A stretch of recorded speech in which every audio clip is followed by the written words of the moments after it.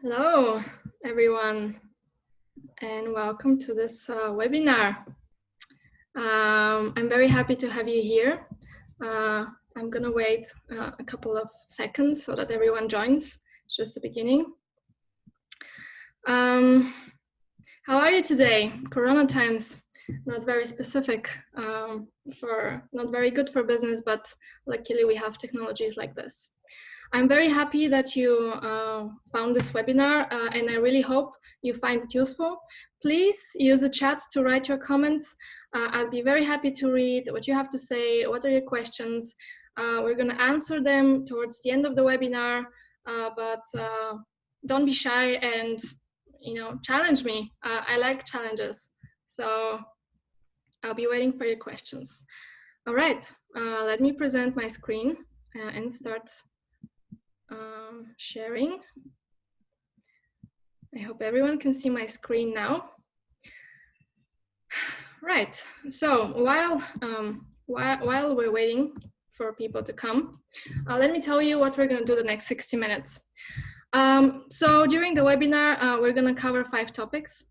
First one is why people ignore your product or service, how to change the dynamics around your product and service, where are the growth opportunities in your market, how to position yourself as the obvious solution, and figure out the secret to writing compelling marketing messages. At the end, there's going to be question and answers. Please ask your questions also throughout the webinar. At the end, I'm going to scroll and answer from top to bottom. So I hope this is going to be as interactive as possible. After the webinar, you're going to get my free guide, 5 steps to double your startup growth, and the recording of this event so you can rewatch it whenever you decide to do that. All right, let's hit it. Who am I and why are you here today? Why am I presenting to you? My name is Eva Dimitrova, born and raised in Bulgaria. I live in Germany now. I'm an entrepreneur and a consultant. I used to do a lot of sport in my younger years, most notably mountain bike, downhill mountain biking. I even had the chance to participate in the European Championships and got a 3rd place. I'm really fascinated by technology, even though I'm not a technical person. My major is in business and marketing. But I find it very interesting, and I decided this is where I want to stay and develop and learn more about. And this on the picture is Valkyrie, the NASA robot that was designed to colonize Mars, to help us colonize Mars. Fun fact, actually, it cannot stand on its own without moving, so it needs to be attached to a huge rope that keeps it standing straight. I'm also a director of the Founder Institute Cologne chapter. The Founder Institute is an early stage accelerator, and it's the biggest one in the world. There are chapters in more than 200 cities, and I'm very proud to be part of it. But why am I talking about startups here? Well, let me tell you about my history a little bit. So I quit my job in 2015 and decided to start my first company. I was 25 at the time and pretty green in many things, even though I worked in a startup before and also in other businesses. But in any way, it's not a big surprise that my startup failed. So what should I do? I decided to stay solo and to continue consulting. And actually, I went on to work with big companies like Google, Amazon, Vodafone, IBM, Microsoft on launching many innovative projects. In the meantime, I moved to Germany, and it was mid-2017 when I decided I'm going to start a second startup, this time while working and while learning the language, right? Because I didn't know German. 6 months in, and suddenly the biggest competitor there launched exactly the same solution, focused on exactly the same market, and of course with much bigger budget. So this made my efforts obsolete in literally one day, which was quite devastating because I learned from my first failure and I really had a very well-timed idea. So what am I going to teach you about now, right? I failed 2 times. Is this what you're going to learn from me? Well, yes and no. I hope you learn how to avoid failing and to avoid my mistakes. But most of all, I hope you learn what I learned, and this is how to build a product that is competitive, and how to do it even before your competitors know about it. Because the thing is, even though my two companies failed, my idea was so good that actually later bigger companies picked up on it, but only 6 months or 12 months later. So maybe with the right conditions, you can do something that others cannot and actually have the competitive advantage. So this is what I hope to give you here, and I hope you learn. So enough about me. Well, one last slide. You can reach out on me on many social media channels. Just search for my name, and you can email me also. I'll be happy to hear your story and answer your questions, whatever they might be. All right, enough about me now. Let's talk about your product and why people are ignoring it. I'm guessing if you're here, it means you probably are not very satisfied with what's going on right now in your startup, and you're looking to understand where's the problem and how to fix it. Let me tell you, there are 3 main reasons why people ignore your product. And if you go out and ask them, they're gonna give you the answers, but you have to really listen. But the reasons are, people either don't care about it, or they don't know about it, or they don't understand it. And this is a very, very big problem, because it means no one is buying, and it means you're not anymore, you're not only gonna not grow, but actually you're gonna fail, because if you cannot sell, well, where is the financing coming from? So those are big problems, and founders go about fixing them in 3 ways that, to be honest, are most often a mistake. So they either start spending on marketing, spending on marketing without trying to first make sure people understand their product. So they're spending these huge amounts of money on ads, or they're hiring social media marketers or other marketers. That's good, but first you need to make sure people get your product, that they're not confused by it, and that they can directly associate the value. Second mistake, they try to educate the people why they have a problem, how to solve it, why this company is the best solution and not another one. And that's a problem, because it takes a lot of time, a lot of money and effort. So it's going to be a while before you can sell something. And then at the end, a competitor might simply come in and absolutely steal your market share, when in fact you put all the effort. That's not good. And the third mistake is that they assume everyone gets their value, and that it's so obvious to people they don't have to explain it. You know, if someone doesn't understand it, well, I guess he's not your customer. But, you know, when too many people say that, it's probably going to be a problem, because then no one is going to buy from you. So what are you going to do? Well, there's a saying that if you build it, they'll come. And that it's that simple. You just have a great product, people are going to come. That's not entirely true. Actually, it's misleading, because it's not enough to build it. You have to also find the people who care, the people who know. They need to know about it. Otherwise, how are they going to buy? You also need to find the people who understand it. Otherwise, if they don't know the value, they're not going to buy it either.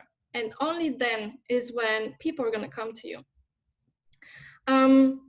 But don't worry, if you're here, it means you want to solve this, and I can help you do that to the best of my ability. So how do you change those dynamics? How do you make your product not only better known, but also more natural? How do you make people understand what you're doing and what's the value for them? Well, first you start by understanding your market, by looking around in your market category, looking who are your competitors, and don't just count on what you already know. Go and do your research, because you probably missed some.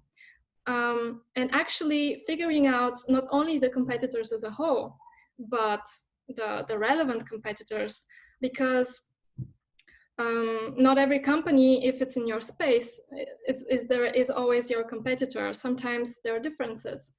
And I can recommend 3 books on that. The first one is Blue Ocean Strategy, very recommended. 0 to 1 and the Entrepreneur's Guide to Customer Development. You can check them out and see where you can buy them from. Let's see an example of Slack. I hope everyone knows Slack. It's the messaging platform. And let's see about what's Slack. How does Slack decide what's its market and what are the relevant competitors? So if you know Slack, you've probably heard also about Microsoft Teams and Discord.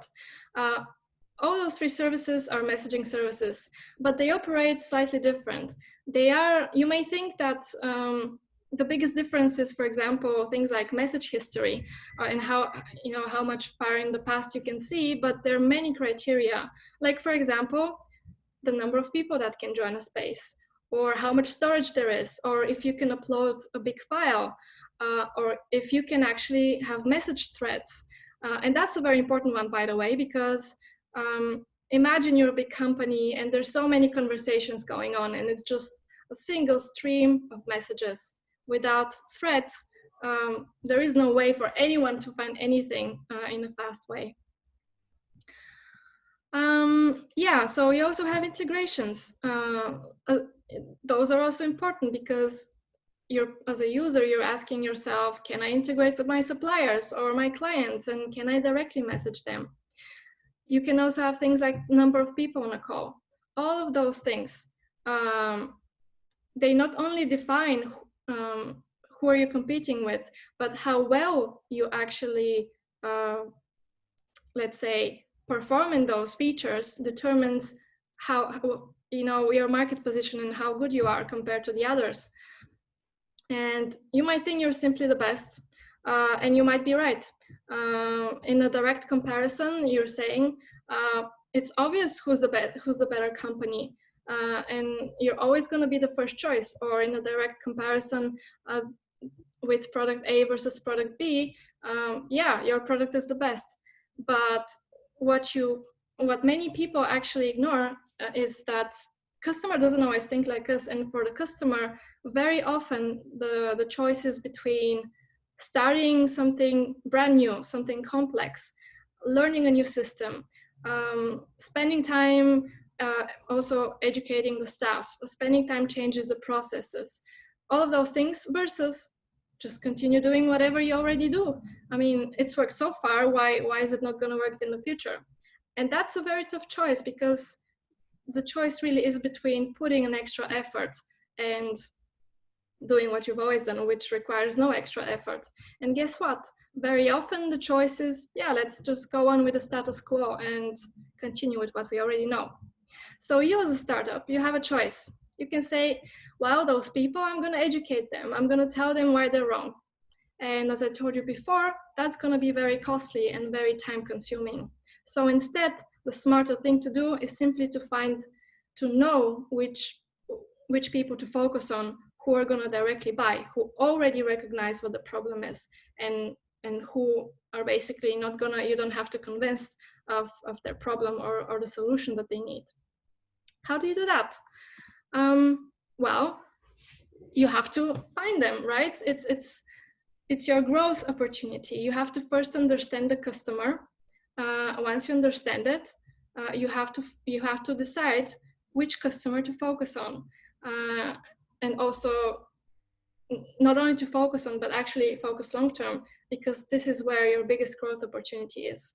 And while customers might look similar, you might think they have similar needs. They actually have very different contexts, and this influences things. Context is one of the key factors when it comes to selling to a customer. So if you're a mother in Africa or a mother in a northern country, your child might have similar needs, but you're going to approach very different about it. You also need to think about the pictures in their heads. And there's a great quote from Stuart Diamond, who wrote the Getting More book, which is another book I can recommend. When you think about your customer, when you think about their context, you have to think, what is in their head? What are the pictures in their head? Are they thinking about sleep or donuts, like Homer here? What are their worries that they're trying to solve? And this is going to greatly help you to position yourself in a good way. So let's look at Slack again. Where are the growth opportunities for Slack? What kind of customers is Slack focusing on? Well, there are many, right? It's a messaging app. It can solve many people's needs. So why not focus on everyone? Why not focus on corporates and small businesses and gamers and communities and schools and consultants? Well, you cannot focus on everyone, and I'm going to explain that later. But the problem is you cannot be everything to everyone. You have to pick one. And the way you pick is by evaluating where the biggest opportunity is, and then comparing it with where can you best satisfy the customer? Where do you bring the most value? So for example, gamers, you might say, hey, it's a huge market. There are millions of gamers out there. Why not focus on gamers? But the fact is that gamers, for example, they like to call a lot. And Slack doesn't really offer great calling tools. So yeah, gamers in principle can chat, but they don't really need so much your solution. They need a slightly different solution. What about corporates? Not so many companies in terms of number, but they have so many teams and they work with so many other companies that make them one of the perfect customers because they can spend a lot. So when you decide where the growth opportunity is, you need to think size of the customer base and the level to which you can satisfy them. Here is a bad positioning example where obviously things don't go well and the business is not growing, as we all know. So this is Lime. It's one of the e-scooter companies. And I think they are doing quite bad, but I think the reason is because they're really not well positioned. Like, if I ask you now, what is Lime doing? Is it a better and faster scooter? Is it eco-friendly way of traveling? Is it replacing bikes or motorbikes? Or is it for people who simply don't like to walk? Is it for when you want to get a taxi for short distance? Or all of the above? You cannot answer this. But the problem is deciding what you do is going to decide who do you compete against. So if Lime was a taxi alternative, it means it competes with cars. So it means the features that it competes with are not the same as the features that it would compete for eco-friendly travel options, right? It's going to be very different. It also decides who are your customers who do you go after? Are you go after scooter owners, eco-conscious people, bike owners, motorbike, pedestrians, taxi users? How you approach all of those people is different, needs to be different. You cannot talk the same language. You cannot speak to everyone the same way. You cannot, what is compelling for one person is not compelling for another, because they simply have different needs and different measures. So positioning is very, very important. And the first step is to define your market, to define your competitors, and to define what kind of customers you want to focus on, and then to position. And there are 6 steps from April Dunford's book, which is, again, great. I recommend it. That make up a very good positioning and that you should utilize maybe every 6 months or so. So the first one is, what is your product name and what is your one-line description? What is your market category and subcategory? Which market are you competing with? When someone says scooter, which category is this? Is this eco-friendly category? Is this pedestrian ways of moving around category? Which category? Then think about competitive alternatives. So if you're comparing with taxis, then I guess taxis are your alternative, or trains, or something short distance like rent a car, those short distance city rents. So competitive alternatives. Those alternatives are going to decide on which attributes, on which features are you going to compete with, what is important for the user, and how well are you performing on it. Is your solution very quick? Is your solution cheaper? Is your solution specifically designed with some experience in mind? those are unique things, and you need to find those for your company. And then those features, those attributes enable the value. And this is what you have to communicate at the end. So when you go somewhere faster, you're saving time, you're saving money.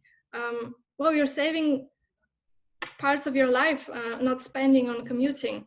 So you have to think about those components and link them together. And then think about, okay, who cares a lot about this? Which customer, which are the customer characteristics that I should look for? What kind of people are gonna absolutely go wild for my solution? That's the way to go. And once you know your positioning, then comes the easy and more creative part, I'd say, which is writing your messages, but writing them compellingly. So there's a simple rule. You just go and you step into your customer's shoes. You just imagine the world from their shoes. And if you need any more visualization, you can imagine how smelly they are, how big or small they are, how it feels like to walk on them. Guys, you can imagine walking in a female shoes. Girls, well, we already wear sneakers, so I don't think that's going to be much different, but you get the point. You have to see the world through your customer's eyes. You have to walk their way. You have to speak their native language, the things that they hear every day, the language they use to express. Go online, read about it on their website, in Slack rooms, on Reddit, whatever. Just find how they express their problems and use this language. And another recommendation here are 3 books. 1+1, Predatory Thinking, and Ogilvy on Advertising. All of them are written by advertising geniuses, and they talk very well about how to speak in the language of the customer and whoever you want to target. They're really amazing. I love them. So recommend it. And back to Slack, our previous example. So let's have a look at a couple of messages so you can see the difference between being in one person's shoes or the other one. So first message. Slack helps you keep in touch with your team while playing LOL. Now, if you're a gamer, you absolutely know what I mean, because LOL means League of Legends. But and this message is going to talk to you, and you're going to know exactly whether that's relevant or not. But if you're not a gamer, which maybe, I don't know what amount of the audience is, but if you're not a gamer, this is going to be like, I don't care about it. Like, what does it even mean? I'll just ignore it. So here you can see already how you talk can be, and the specificity of your message can be very strong for the right audience, and that's your aim. Okay, second example, Slack helps you collaborate on your school homework and improve your grades. Guess what kind of audience this is aimed for? It's not corporates, it's not gamers, it's not small businesses, it's not consultants, it's obviously students who want to improve their grades. When they read this, they'll be like, yes, finally someone else can do my homework, or finally I can only do half of my homework, or in Corona we couldn't meet, but now we can exchange notes on Slack. So that's perfect for a school kid, but absolutely not relevant for a business. Because for a business, you need to sound like you're talking to a business, like you're talking for their needs. Like Slack helps you get your team together and cut your project delivery time with 30%. This directly strikes a chord, and it's clearly talking and expressing what is there for the user.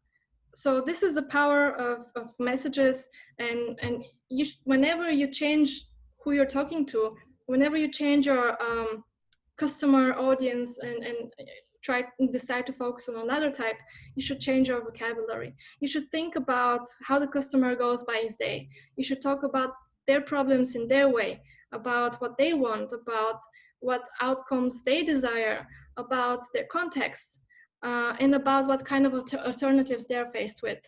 And remember earlier, the alternatives, it's not only product A versus product B. It's the alternative of doing something versus doing nothing. and that's a very big difference. So if you managed to get to here, I congratulate you. I'm very happy that you're here and that you're interested in growing your startup, because it's hard. I know, because I've done it. And I've also launched other projects, and they're also hard, but startup, being on your own without the support network or the financing of a company, it's a different ballgame. So I salute you for your effort. And, you know, if you looked into successful companies versus not successful ones, there are probably similarities that you can put together. And I think that they are the reason why some companies go beyond their early stage adopters and into their actual growth stage is because they work so hard, they manage to connect certain aspects of their business, certain dots that then propel them upwards. And my experience working, actually basically everything that I worked on for the last many years was always focused on early stage, and I've seen those things again and again and again. And my work is focused on getting myself for my projects, but also other people to get from that stage of early adopters into the later stage, based on things I developed. Basically, I learned and I developed for the past years. And this includes my course. I basically presented everything. I created everything and I put it in a course for people who want to do that. So in this course, as a company, you can figure out what is your market map, where do you stand, what are the features that you compete with, and how to be unique. Where is your ideal customer? How do you decide which one is your ideal customer, and how to weigh in options? To understand who you're talking to, you need to understand what they say, they think, they do, and they feel, and you need to react appropriately. And also things like what is the process that your customers go through, and how can you jump in the right time with the right words. So this program, as I said, I've developed for the past year, and some people already went through it. And Maya, she's living in Switzerland, and she's also a Foundry Still graduate. She said, I quote, "It was really hands-on, and after every assignment, Eva would give us feedback on our results and suggest more ideas on where and how we can adapt." So if this sounds like something you'll be curious to learn more about, please go ahead, and it's on my website, evadimitrova.com/connecting the dots. And feel free to email me with questions. I'll be happy to answer. Okay, so now I guess we're reaching the time for questions and answers.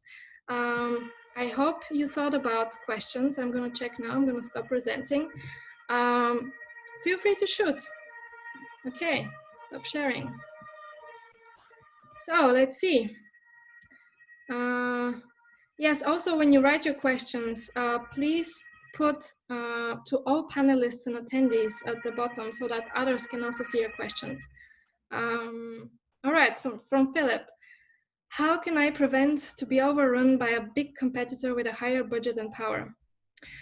Yeah, that's a good question. The problem with big competitors is that they do have higher budget and power, and once they set their foot, it's very hard. But they also move relatively slow. So if you're quick enough to come up with ideas and to actually figure out before them where you want to go, and if you're quick enough to develop your solution, then you might be faster, and then you might have a chance at least of partially getting a market share. Maybe they're going to buy you, maybe not, who knows, but that's your only way. And of course, to try to differentiate, to evaluate their options, and to try to stay away from that, try to be different, better in some way that they're not. That's your best shot. Another question. Will we be able to see the recording afterward? Yes, you are going to be able to. I am recording it so that I can send it to you. And everyone here on this webinar is going to receive it so they can rewatch it. So don't worry about it.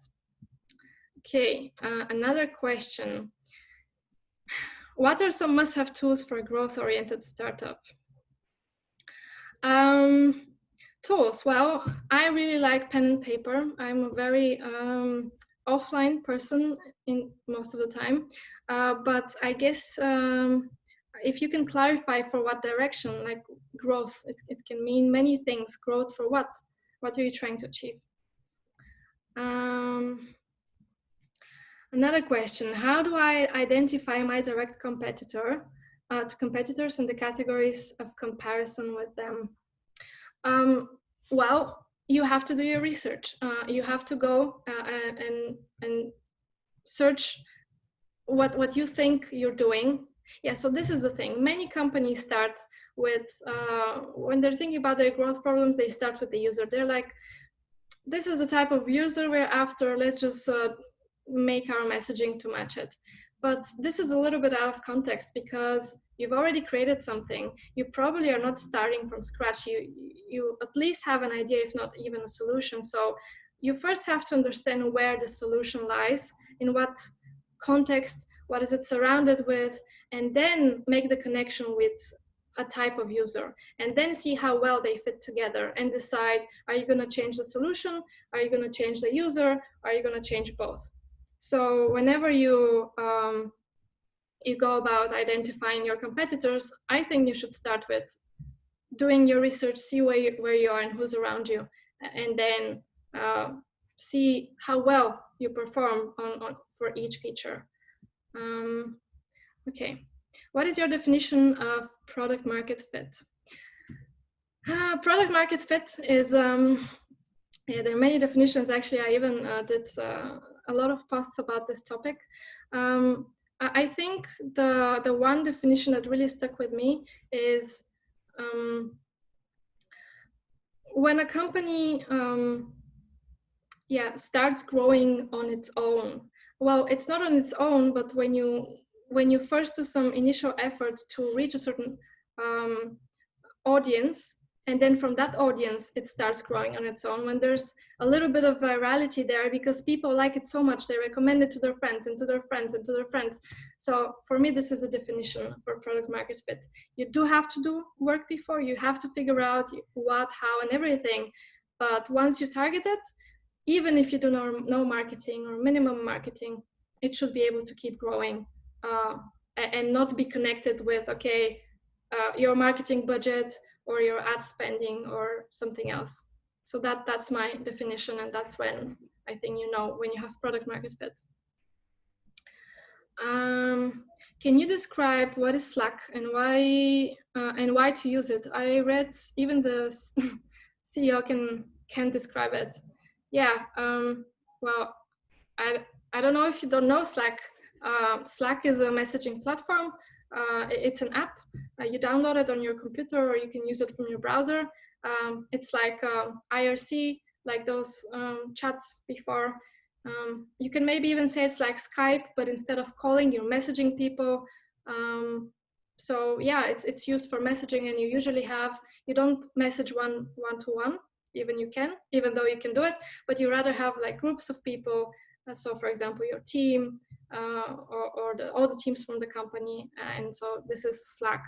And the problem why Slack CEO cannot describe it is exactly that, because in this space is very crowded. There's so many companies that you have Microsoft, you have Discord, as you saw, but you also have other solutions. And in order to figure out, to compete, in order to make people switch, you need to be different, but it's very hard when you have so many competitors.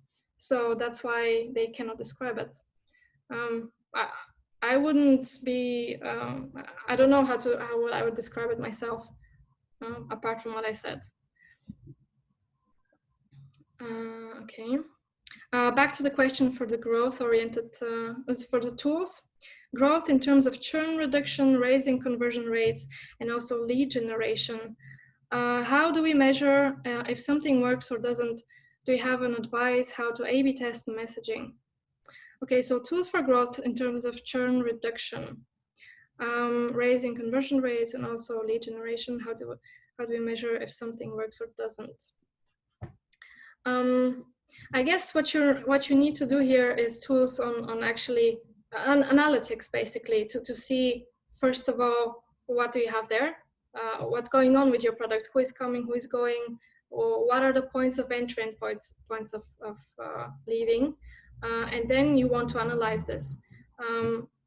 So for analysis, I wouldn't really, I mean, there are many tools you can use, even Excel, but I wouldn't let Excel decide for me in which way I'm going to analyze. I would analyze it myself, and then I'm going to decide myself where to go and how to do it, how to measure if something works or doesn't.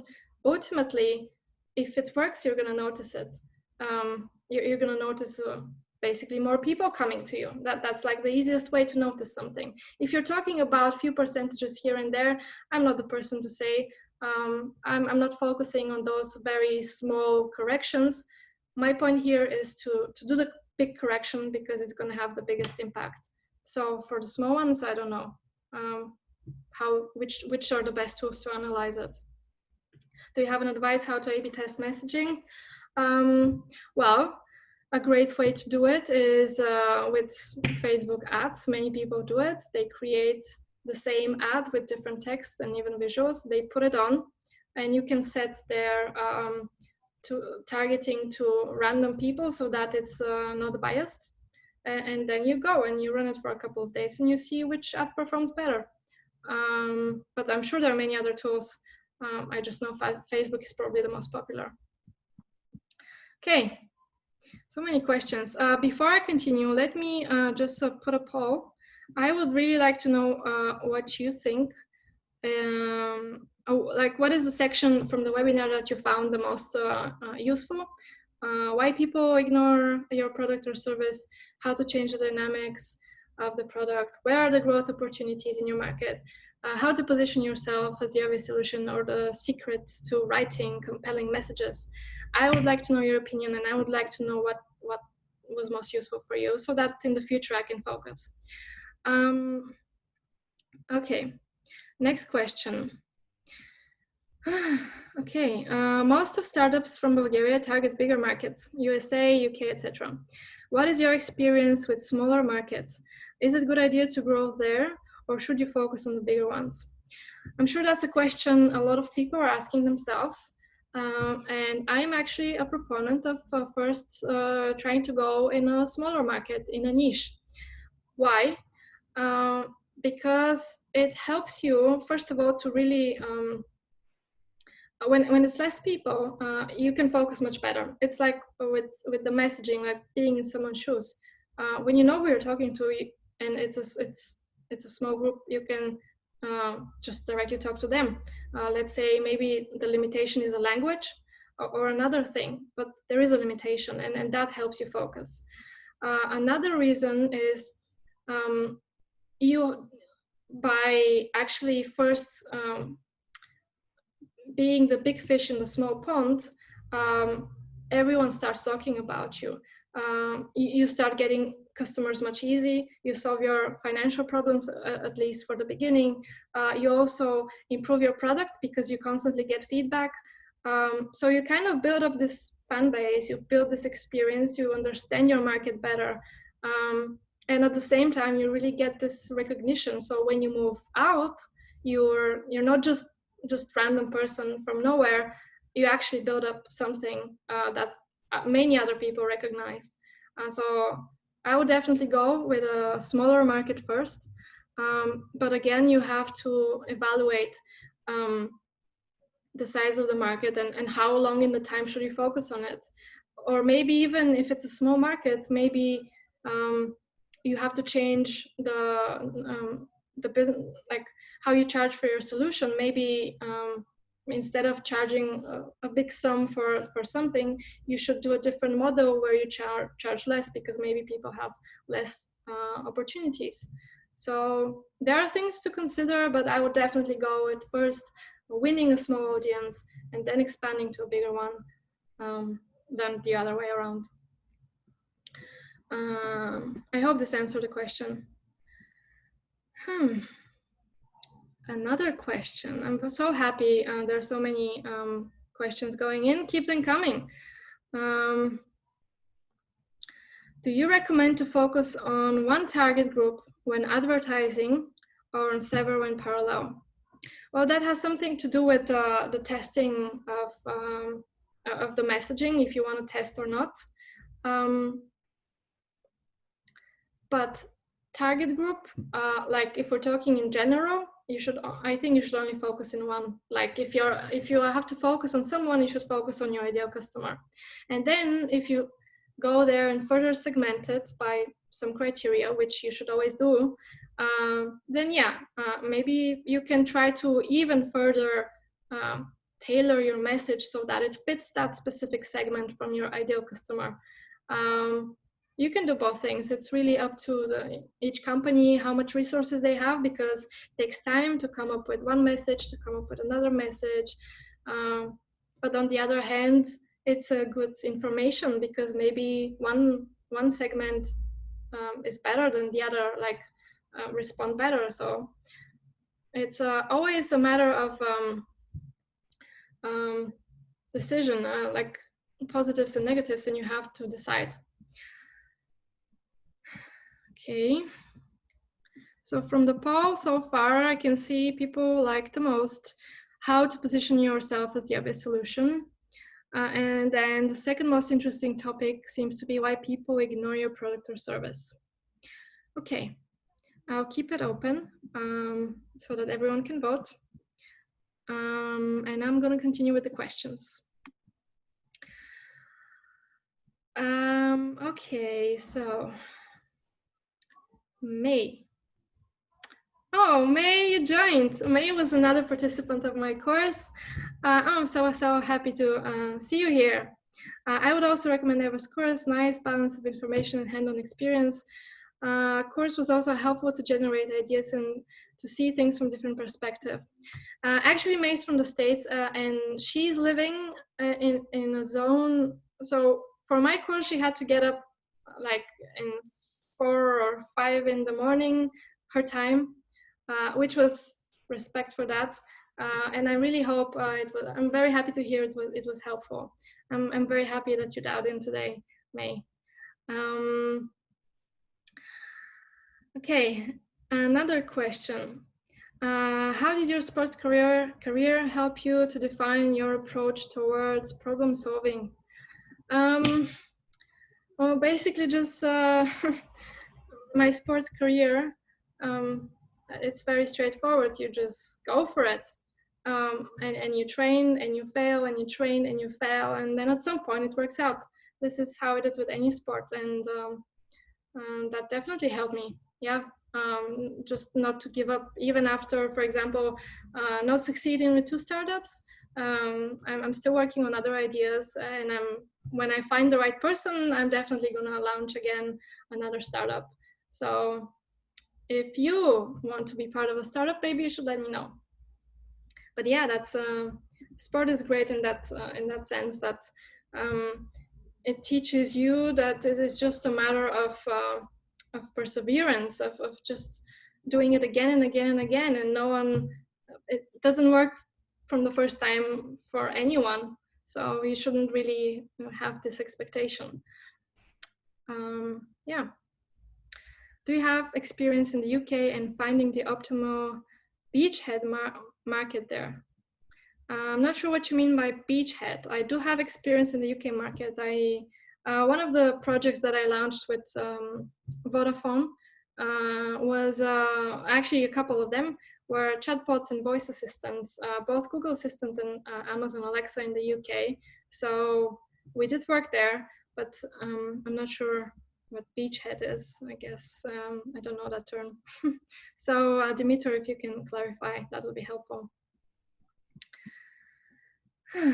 Yeah, someone is raising their hands, I think. Unfortunately, I cannot allow you. Yeah, talking is not really how it works here. But yeah. Okay, I guess I'll stop the poll now. Thank you for all your answers. The winner is how to position yourself as the obvious solution.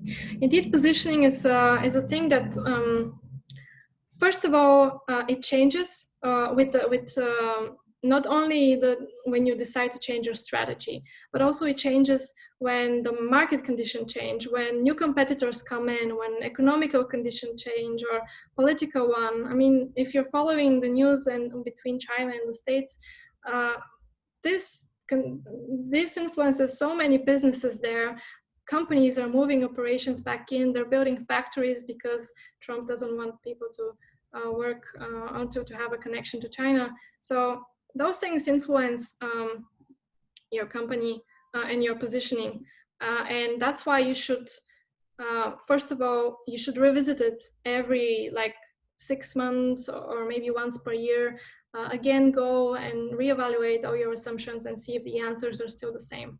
And yeah, the other thing is many companies don't decide anything about their positioning. They just leave it out there, whatever comes, whatever happens, and that's why they're not so successful, because they don't grab the decision in their hands, and the market decides for them or their competitors decide for them. So that's not good, definitely. So positioning is a big thing, and luckily it's starting to become more known as something that people can work on. Question. What advice would you give yourself when you were at the beginning of this journey?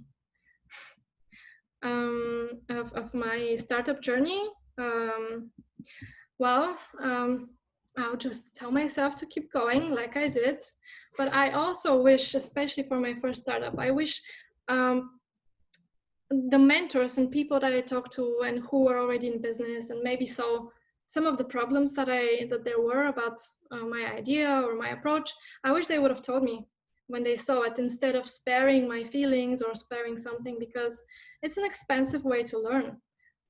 And that's what I'm trying to do whenever I consult someone or someone in my course. I'm just trying to directly give them the feedback, because this is going to save you not only time but money. And well, unless you want to spend all your money on something that's not going to work, then it's good if you have someone to tell you, or at least to consider it.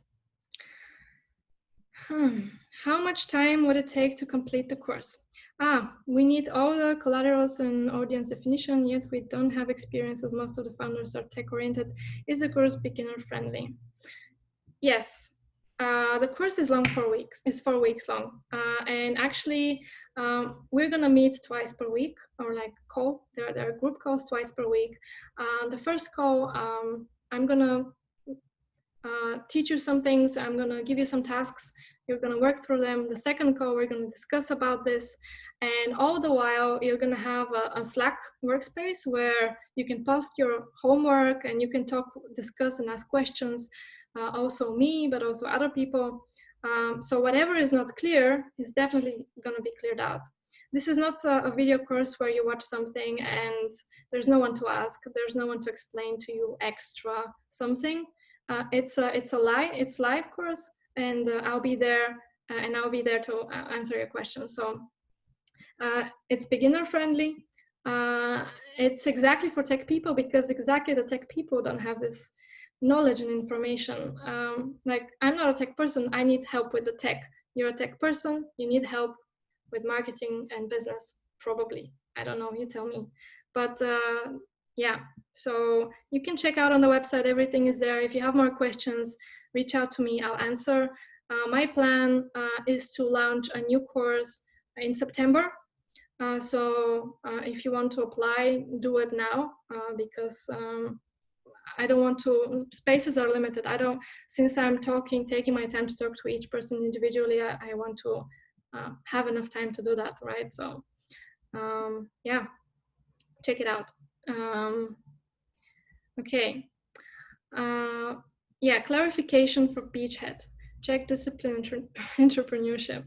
The term comes from military strategy and World War II, when the Allies conquered Normandy by only focusing on the beaches in order to have an access point. Only after that, they managed to win back France. That's a great lesson in history. By the way, not my strongest suit. But did I understand your question better? Term comes from inter strategy.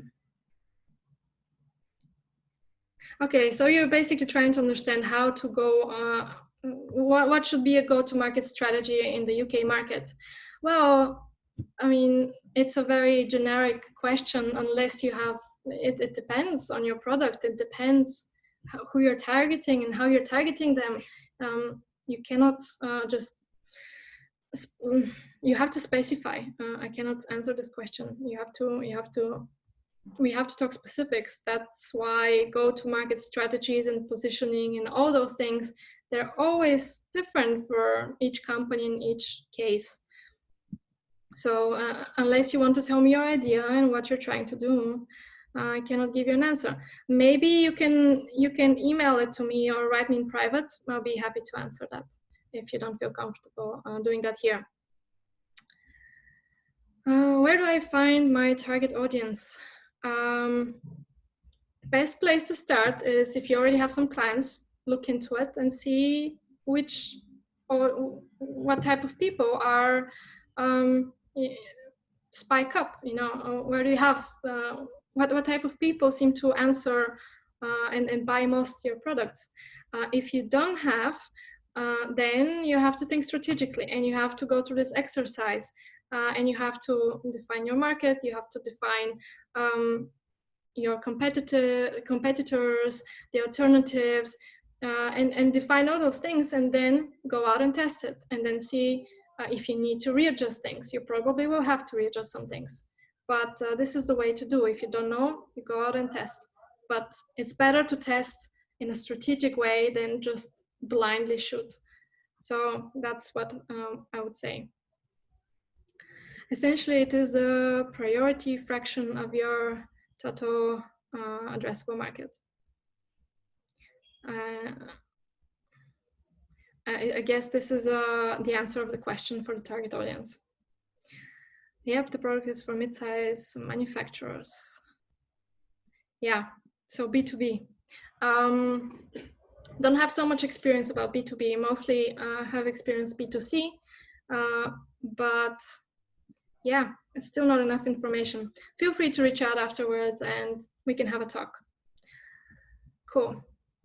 Okay. Another question, if the startup is mainly directed locally, at least in the beginning, what is the minimum % of population that must be covered as targeted? Well, I see what you're trying to do. You're trying to figure out what is the percentage of the market that you can get. And by this, I guess you're thinking you should go from top to bottom, like there are this many people, I'm going to get 20% of this market. Well, many people do this calculation this way, but I wouldn't recommend it, because when someone asks you, why do you take 20% or 30% and not, I don't know, 50? What are you going to answer? You don't have an answer. It's much better to when you determine how much from the market you can get, to start from the bottom and extrapolate from there up. And let's say currently you're serving developers, and then there are this many developers in Bulgaria or whatever country you're from, and then you see how many of those developers you can actually serve. So go from bottom to up, because then you can answer the question, okay, why this is the percentage that you can serve. So, and the minimum is really dependent on what's your business model, how are you charging, how much money do you want to get from each one, or for a certain time, or when do you want to be how do you want to manage your revenue and everything.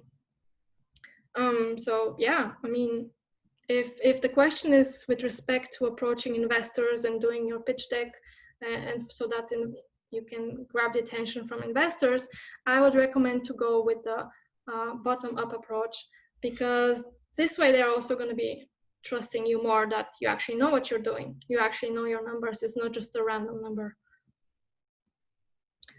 All right. Well, we have another 5 minutes, so if you have more questions, now is the time to ask.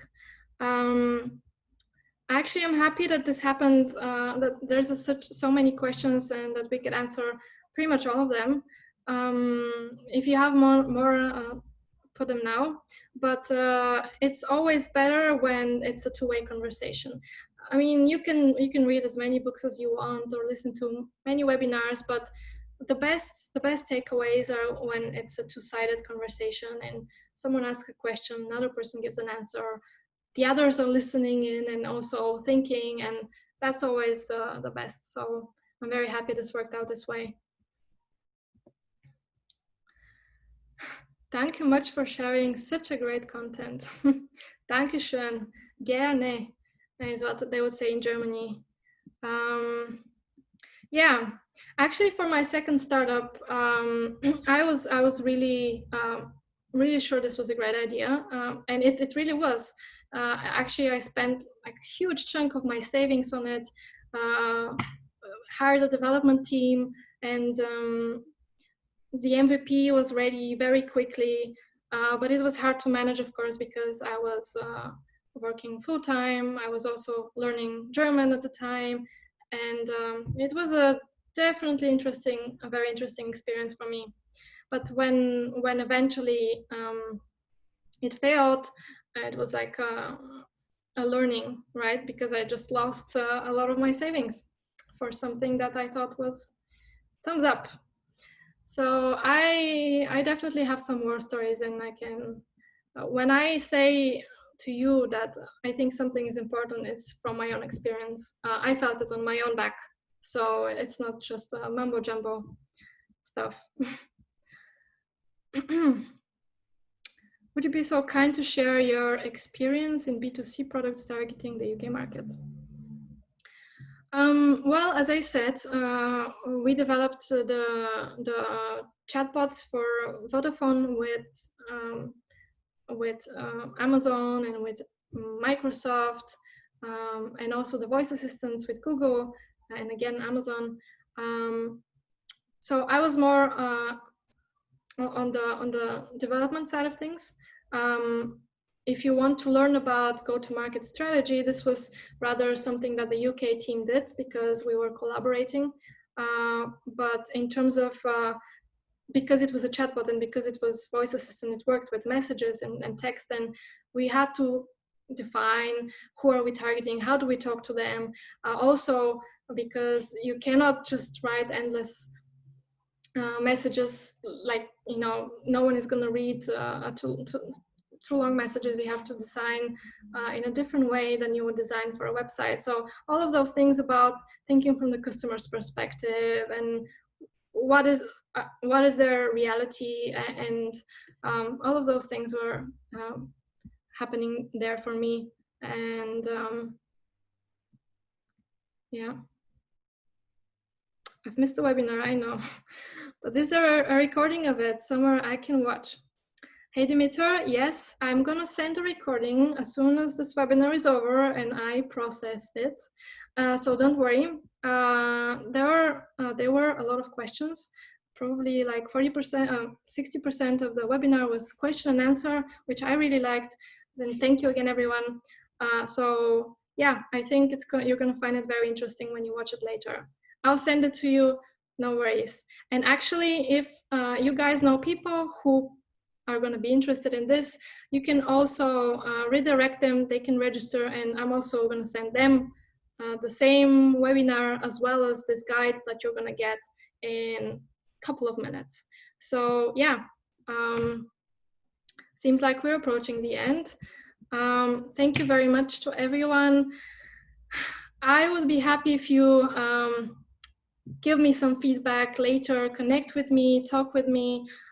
It's really great that we can talk about growing a startup, because it's really tough, right? So I'm sure everyone can use as much help as they can, and that's what I'm trying to do here. Okay, thank you. Have a good evening, everyone. Bye.